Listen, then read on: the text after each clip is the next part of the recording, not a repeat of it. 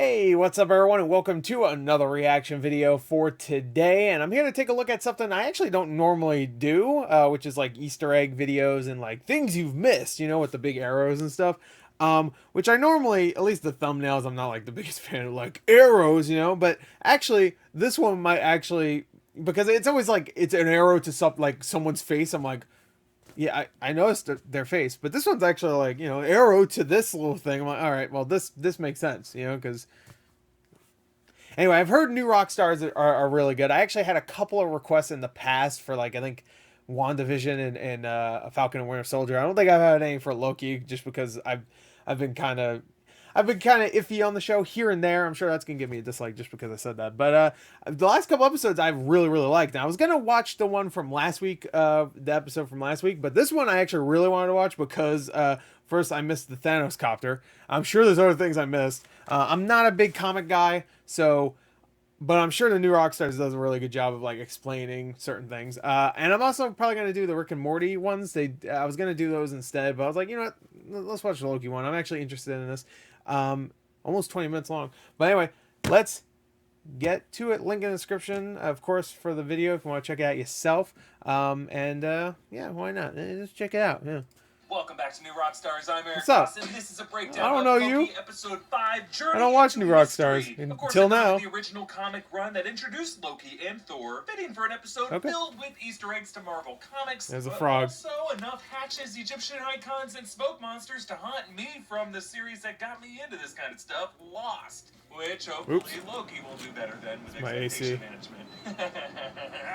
Hey, let's break down this episode frame by frame for all the interesting hidden details, because this episode's got a lot of them. Okay. Hey, a reminder that you can get our Loki-inspired merch at newrockstarsmerch.com, like this Loki Out of Time shirt. What did the logo say? Oh, that's actually a pretty good shirt. We open on the TVA timeline screen with locations showing Vormir, the planet that held the Soul Stone in Infinity War and Endgame, Seoul, South Korea, Zimbabwe, and Oak Island, Nova Scotia. Maybe a nod to the Oak Island treasure, the theorized Knights Templar treasure believed to be buried on Oak Island. Whoa, I didn't think we were gonna do Easter eggs like this. I thought it'd just be all comic book stuff.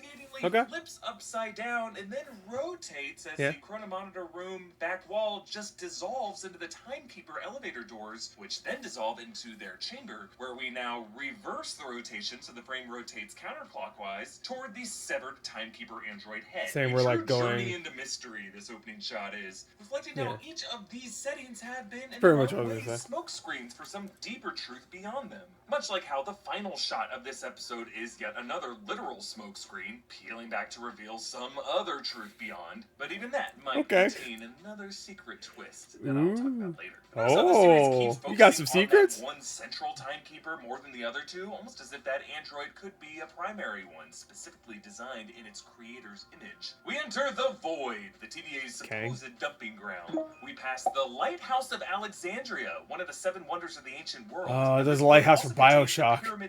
That would be amazing.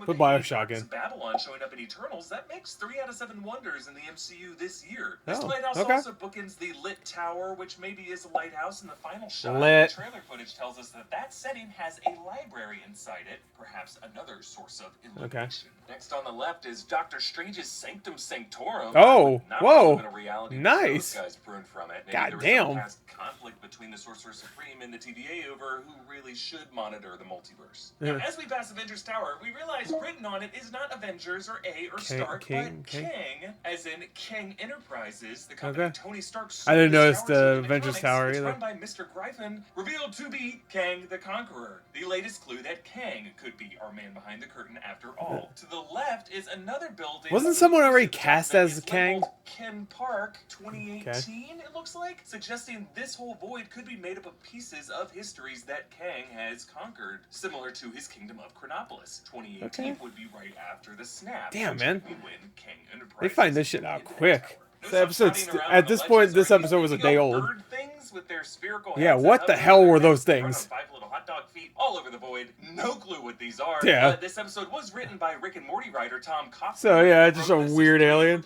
Clone Beth death episode. Oh, that would be Similarly, amazing. Walker's pocket reality filled with goofy creatures and an immature exile who crowns himself king. And then finally, some answers. Okay. Where are we? Who are you? I was about to say, that would be amazing if that creature was in Rick and Morty. Come on. Alioth is a trans-temporal entity from the Marvel a Comics who Langolier. takes the form of this Not really, but carnivorous smoke. He rivals the time empire of Kang the Conqueror, and Kang uses the entity of Tempest to trap Alioth in eternal I almost want to say, battles what's his that name? Kang Jonathan makes Majors his was cast as rule. Kang, right? Or he was cast in some role in Marvel, right? Maybe that was a rumor. So I'm wondering if in this case, Kang may be using Alioth as a guard dog as he works behind him to assemble his They kind of say that later in the episode, right? When we prune a branched reality, it's impossible to destroy all its matter. Basically, the branch timeline isn't reset. It's transferred to a void at the end of time. Yeah, Renslayer is appealing to the law of conservation of mass that says matter can neither be destroyed nor created, only transferred. Not that the laws of physics really matter that much on the show. But Renslayer claims to not know who created the TVA, and based on her later scene with B-15, she truly could be a memory-wiped variant, same as the rest of them. But this being Renslayer, I'm sure everybody here is a variant. In the comics to Kang, I wonder if is that true? a teacher or an admin from that FDR high school that caught the eye.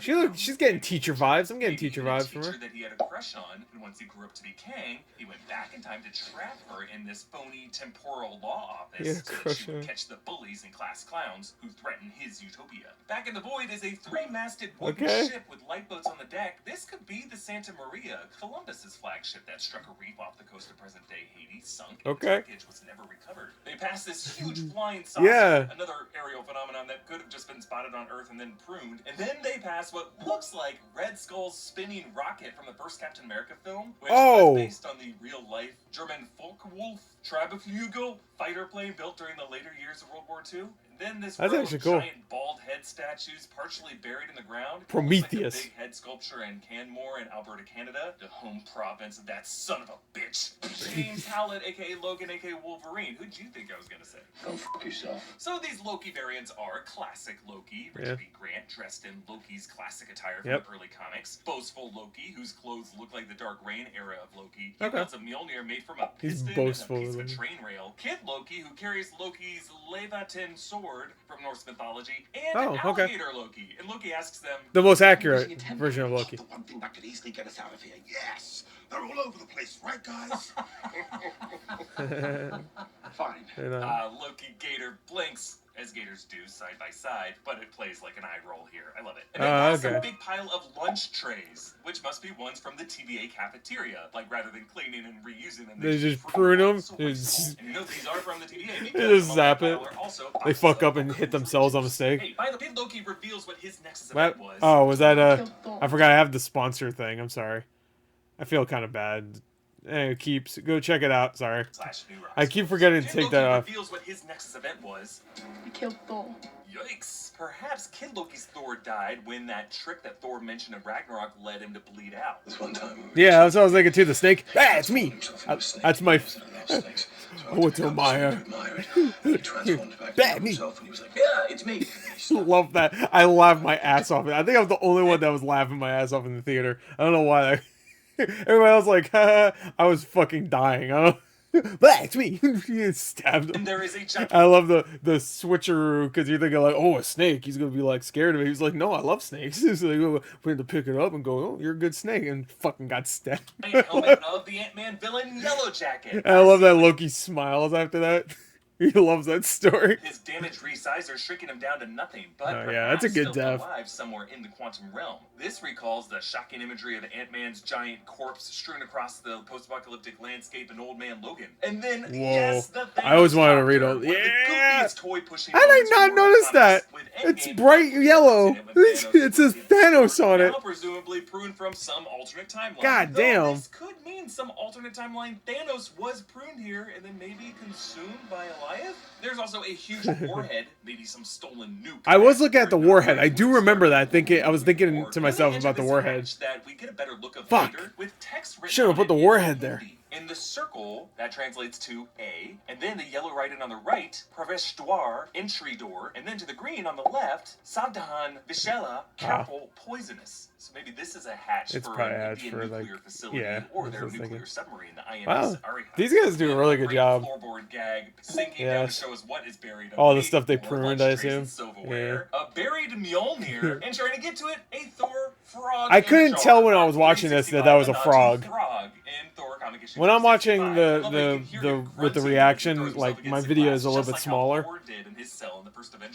So, oh yeah, nice. Their hideout is a customized bowling alley. Looks like circus lanes written on the back wall there. Okay. Kid Loki has made a throne out of what looks like a Santa land from a mall. Oh yeah. I didn't even realize that. That's why the candy kids. I don't know why. And then a Polybius arcade box. Yeah, I did notice the Polybius. From the Portland area in the 80s and 90s that claimed the government could Angry Video Gamer did a great video about Polybius. And mind control uses.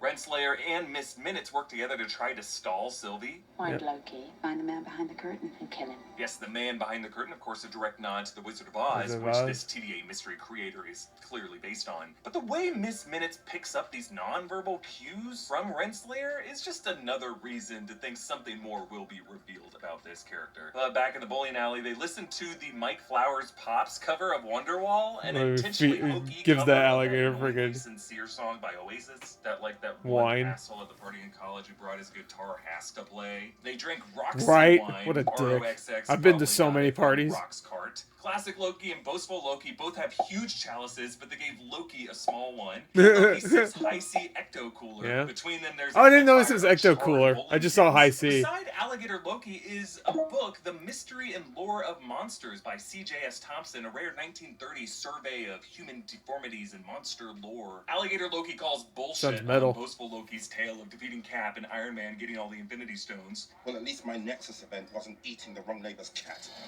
Alligator Loki goes right like, for what you hand, say? Just like how he later Captain Hook's President Loki. And Classic Loki explains how he survived Thanos. I cast a projection of myself. So people have a theory that Loki's gonna go back and you do this for some reason.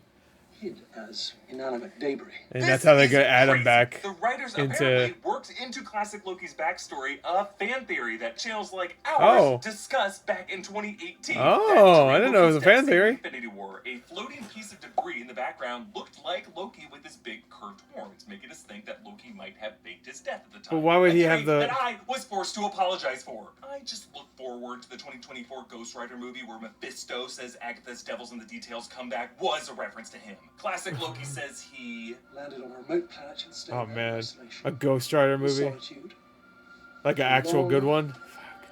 Long time. Be so sick. Got lonely and tried to leave. I did like Spirit of Vengeance. I think I might be the only person in the world that liked it.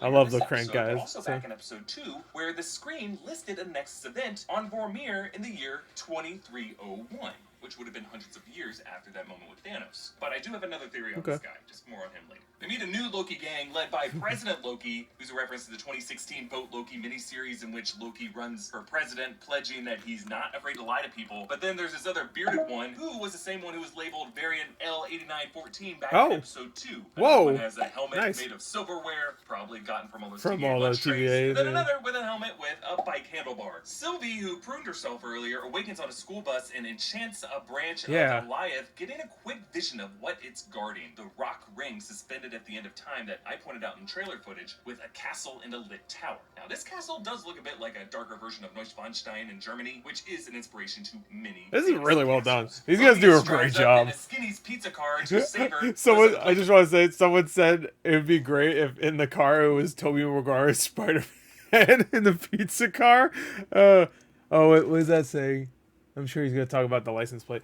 That would be amazing if he said pizza time too. That'd be let me in. You can come in when you Fix this damn door! Number is GRNW1D, so maybe like Grunwald, maybe a nod to Mark Grunwald, the Marvel Comics writer of many of these influencing titles. Okay. That in the comics, the TVA staff was all designed to look like, specifically Mobius. He actually might have cameoed in the courtroom banner in the show. Behind him is a suspension bridge that looks like a cross between the towers of San Francisco's two major bridges, both Golden Gate Bridge and Oakland Bay Bridge. And then there's also a sign for Wrightville Theater, screening the movie Oswald and the Martian. Now, a different similar town, Wrightsville, Pennsylvania, showed up in an Nexus. Damn, man. God damn. I want to see their notes. Like, they probably have, like, fucking pages and pages of notes. Of like, all right, we're going to keep this. You know, arrows pointing, like, remember this for later. It might come up again. You know? Ours, a 1930s short animated by Walt Disney for Universal, starring Oswald the Rabbit. Mobius drives past the pyramids of Giza and the Sphinx, but notice the Sphinx has not lost its nose. Perhaps that's why it was pruned, because it was supposed to lose it. And yes, a reminder that the pyramids of the Sphinx do show trophies in King's Chronopolis, if that ends up being the case. But to the right is a structure that before I he's got a big ass nose too. Footage, I don't think it's Stonehenge. It has these Greek columns. Yeah, no. Maybe some ancient Greek structure. Maybe the White House after it was burned down in 1812. I don't know. I've been going on a historical kick while I'm watching this show. The Loki's all bicker. Why would it be pruned then? Snakes to wolves. I've eaten both. They die just the same. Snakes and wolves could be nods to Jormungandr, the Great Snake, and Fenrir, the wolf, or Fenris in the MCU, both of whom are Loki's offspring in Norse mythology. Alligator Loki bites off President Loki's hand, causing him to let out a very long scream if you listen to it all the way through. I couldn't believe they showed that. Classic Loki gets them out of there. With a blood splatter and everything. That was nice. With duplicate Kid Loki tossing Alligator Loki on one of the others, also known as Thor in Loki's Get Help maneuver. Get help! Okay. I love Get Help. I love that movie. God damn. The USS Eldridge drops into the void. This was a real-life World War II era ship that was believed to be part of a debunked conspiracy theory known as the Philadelphia experiment, in which people claimed it was given an invisibility shield, and people thought it vanished. The teams regroup at a barber shop where they roast one of those bird creature I guess it was. And interestingly, we got our answer finally. Didn't remember there ever being an alligator Loki. Perhaps another clue that there just could be multiple Mobiuses. Meanwhile, Loki and Sylvie chat outside. Or he's in disguise, that alligator Loki.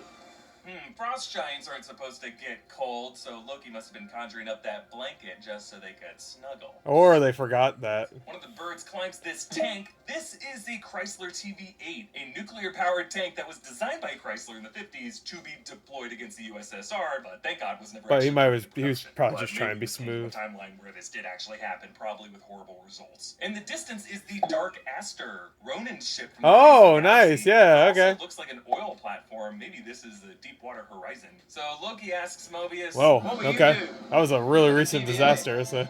Burn it to the ground. Burn it to the ground. Thanks for the spark. Say wow. Call back to Loki's promise all the way back in the first episode. I'm gonna burn this place to the ground. Now, on this landscape, you can see the head of the Living Tribunal. That's the three-headed cosmic judge of all the multiverse. Holy shit. I don't know what timeline its head would have come from, but I do like how Loki and Sylvie stand in front of it as they face Alioth, almost as if they are now on the side of justice in this noble fight. And a little later in the scene, there is in the background a crashed helicarrier with nice. Oh my god. This came from a reality so many details. Jesus Christ. Needed to hide itself. Loki waves his flaming sword to try to distract Alioth, but it does not work. I almost want to watch the other ones now, because this is actually really interesting. The blades are worthless in the face of a Loki's sorcery. They stunt our magical potential. So Loki realizes he must drop this sword and join Sylvie in her enchantment. But they get some major backup from the old man. Hell yeah. What a badass. I wish he wasn't killed. That costume's so good.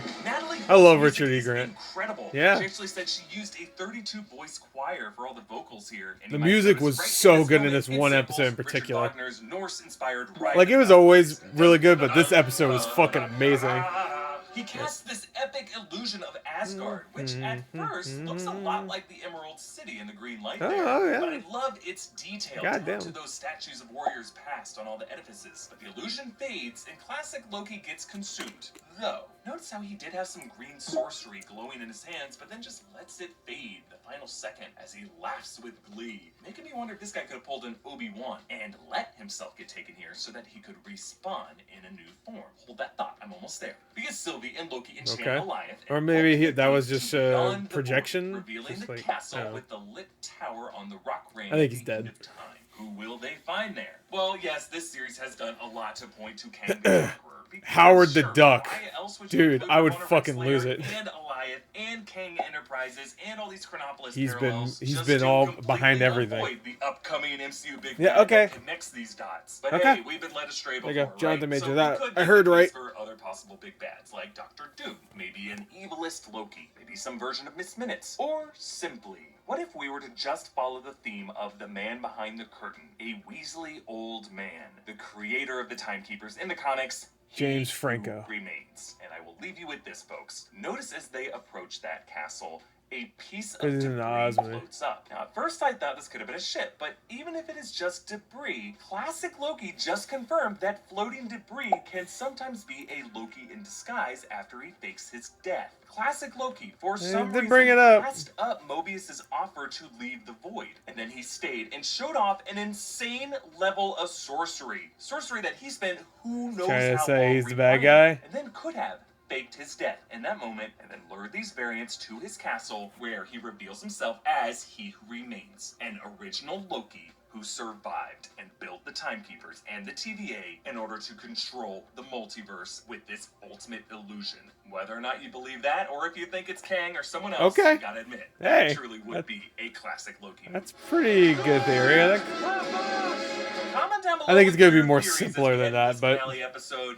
At newrockstarsmerch.com. Ah, shit. Follow me on I feel Instagram, bad. Twitter at EAVoss. Follow and subscribe Yeah. to New Rockstars. I'll see you next week for the finale. Thanks for watching. Bye. That was a really good video. Yeah. I am subscribed to them. So, I subscribed earlier today when I was thinking about watching it. That was a really good video. Hey, I mean these guys have over 3 million subscribers. This is my first New Rockstars video, so I don't usually watch a lot of the Easter egg videos. But that was really well done. I mean, I'm still not a big fan of like the arrows pointing at things and stuff, but at least this one, like, I'm not even kidding. I've seen ones where and I'm sure people have seen this too, where the arrow's like it's literally pointing at Thanos' face. It's like, you missed this detail. What, his fucking face? I missed Thanos' face. His head's huge. Like, what are you talking about? And it's not like he has hair covering his face. He's fucking bald. I could see all of it. Whatever. I've seen ones like that. It's like, you missed these details, and it's like a arrow pointing at a shoulder. I'm like, I missed his fucking shoulder. Like, what? But these guys don't do that. They're actually like pointing at actual details. So I'm okay with it when it's like not stupid arrows. The arrows are still a cliche, I guess, of thumbnails, but so is everybody, reacting to something in the thumbnail too, which is what I do, which I'll probably do for this thumbnail. So I can't really talk. Anyway, that was good. So link in the description. I really like that, actually. A lot of really like, oh shit. That's, you know what? It makes me want to watch the other ones. So maybe I'll watch the other ones too. But I do want to watch the Rick and Morty ones because I think those are going to be really fun. So anyway, that's it. Loki episode 5 breakdown from New Rockstars. Thought it was super fun. Had a good time. That's it. Hope you enjoyed it. Until next time, we'll see you guys later. Goodbye.